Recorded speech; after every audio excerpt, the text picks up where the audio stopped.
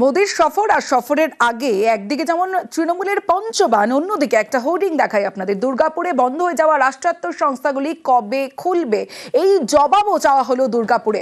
Hoarding পোস্টারে কটাক্ষ নরেন্দ্র মোদীকে। দুর্গাপুর শহর জুড়ে ঠিক এইরকমই ব্যানার, পোস্টার, হোর্ডিং। আমার সঙ্গে অর্পণ রয়েছে, অর্পণের সঙ্গে কথা বলবো। অর্পণ, রাষ্ট্রায়ত্ত একাধিক যে সংস্থা আমরা দুর্গাপুরে গিয়েও দেখেছি যে দুর্গাপুরে বন্ধ রয়েছে, বছরের পর বছর বন্ধ, আগাছায় ভরে গিয়েছে।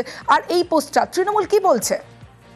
দেখো, একেবারেই কিন্তু শহরে কিন্তু প্রধানমন্ত্রী নরেন্দ্র মোদী আসার আগেই কিন্তু বেশ কয়েকটি পোস্টার চোখে পড়লো। যেমন দুর্গাপুরের যে গান্ধী মোড়, যেখান দিয়ে নরেন্দ্র মোদী রোড শো করার কথা রয়েছে, ঠিক সেখানে একেবারে ঢোকার মুখেই কিন্তু বেশ কয়েকটি পোস্টার, তাতে লেখা রয়েছে দুর্গাপুরের বন্ধ হয়ে যাওয়া রাষ্ট্রায়ত্ত সংস্থাগুলি কবে খুলবে, মোদী তুমি জবাব দাও।